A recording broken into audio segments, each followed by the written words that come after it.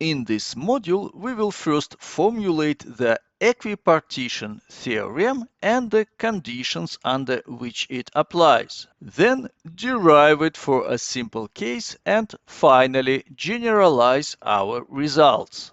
In physics and chemistry, many types of energy depend quadratically on some kind of coordinate.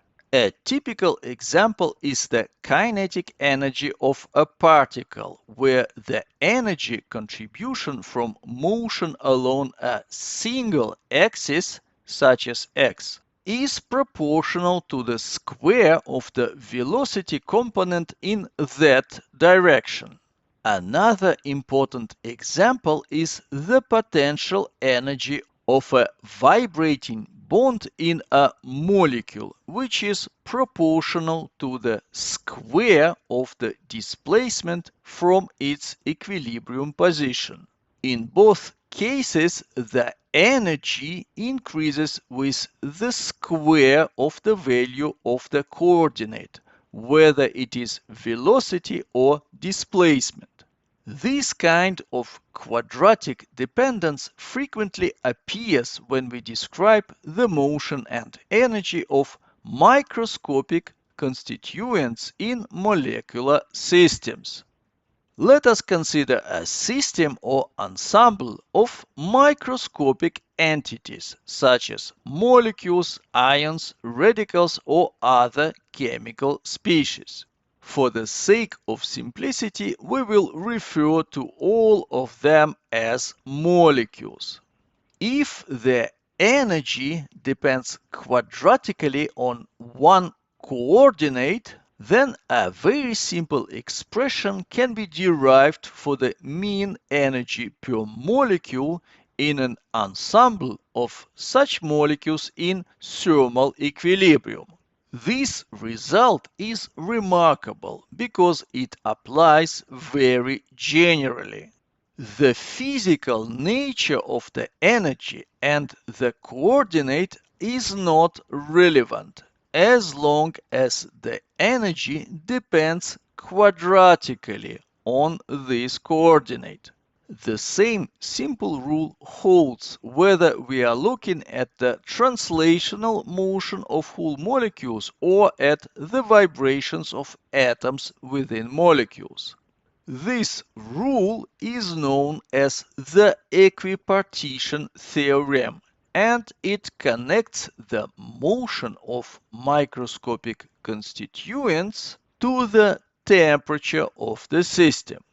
However, before we continue, it is important to clarify the conditions under which the equipartition theorem is valid. Strictly speaking, the energy levels of quantum systems are discrete.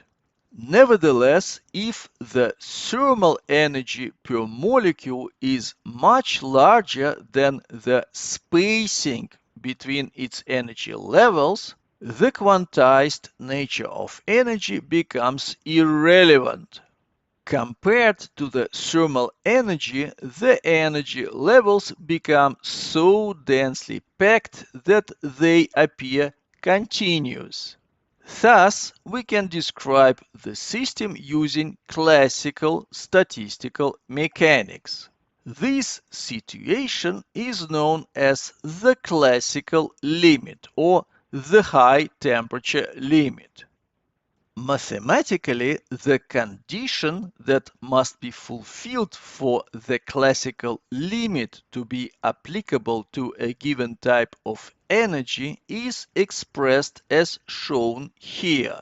Kb times T, where Kb is Boltzmann constant and T is the absolute temperature, must be much larger than the spacing between neighboring energy levels, delta epsilon.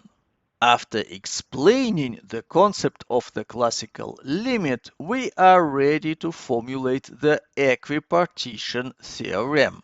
For an ensemble of molecules in thermal equilibrium, the contribution of each type of energy to which the classical limit applies to the mean energy per molecule is 1/2 times Kb times T per each quadratic term in the expression for the total energy of a molecule. We will now look at a simplified derivation of the equipartition theorem for the case of just one coordinate. Later, I will explain how this result can be extended to more complex situations. We consider indistinguishable molecules whose energy depends quadratically on a continuous variable, which we will call x. This variable x represents different types of coordinates found in an ensemble of molecules, such as the velocity component of a molecule's motion along a single axis, or the displacement of a bond's length from its equilibrium position. Importantly, the variable x can take both positive and negative values, and it is allowed to vary continuously, theoretically from -infinity to +infinity. The energy associated with the coordinate x is given by k times x squared, where k is a positive constant specific to the considered type of energy. It could be related to the mass of a particle if we are describing kinetic energy, or to the spring constant of a vibrating molecular bond. We also assume the classical limit for the considered type of energy. In this limit, to describe the properties of the ensemble, we can employ integration over continuous values of x instead of summing over discrete quantized states. We do this by using the probability distribution function p of x. This function describes how the molecules of the ensemble are distributed over the values of the coordinate x. According to the definition, p of x times dx gives the probability for an individual molecule randomly chosen from the whole ensemble to have the value of the coordinate between x and x plus dx. We further assume that the ensemble of molecules is in thermal equilibrium, which means that the Boltzmann distribution applies to it. This means that for the considered ensemble, the probability distribution function at a certain position depends on the energy at that position. Specifically, p of x equals a times the exponential of minus the energy at position x divided by kb times t.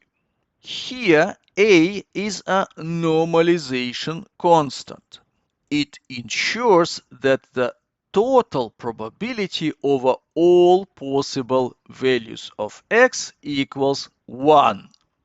Substituting the expression for the energy into the probability distribution function, we obtain this equation.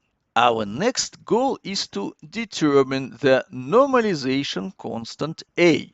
For this, we use the normalization condition of probability. The integral of the probability distribution function over all possible values of x from -infinity to +infinity must equal 1. Substituting the expression for P, we obtain this equation. The integral appearing in the previous expression is a variation of a Gaussian integral. The solution of the Gaussian integral in its general form is shown here.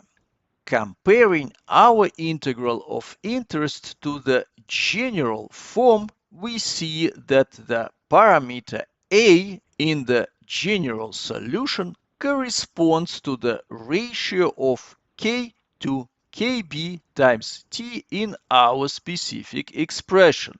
Therefore, we can determine the solution of our integral. The square root of pi times kb times t over k. Substituting the previous result back into the normalization condition, we obtain this expression. Solving for a, we find that a equals the square root of k over pi times kb times t. Now we know the normalized form of the probability density function, which is shown here. Now that we know the normalized probability density function, we can calculate the mean value of the energy of one molecule. We start by writing the mean energy or expected value of energy per molecule as an integral of the energy of a molecule epsilon as a function of x multiplied by the probability of finding molecules with a coordinate value around x, px times dx, over all possible values of x from minus infinity to plus infinity. Substituting the expressions for energy and the probability distribution function, we obtain this expression. We can take the constant factors outside the integral. The remaining integral is another well-known Gaussian integral. It is very useful whenever we have quadratic terms multiplied by the exponential of a quadratic term. The solution of the second Gaussian integral in its general form is shown here. That means the solution of the integral we have just encountered in our derivation is 1/2 times the square root of pi times kb to the power of 3 times t to the power of 3 divided by k to the power of 3. Substituting this result back into our expression for the mean energy and cancelling the common terms, we obtain 1/2 times kb times t. The obtained result is exactly the statement of the equipartition theorem. The mean energy of a molecule associated with a quadratic degree of freedom is 1/2 of Boltzmann constant times the temperature. This result can be generalized to more complex cases. Without going into details, if the expression for energy contains multiple quadratic terms, then when the same assumptions apply, most importantly the classical limit, each of these terms contributes the same mean energy 1/2 kBt to the total mean energy per molecule. This is the phenomenon referred to as equipartition. The thermal energy is divided equally among all quadratic terms.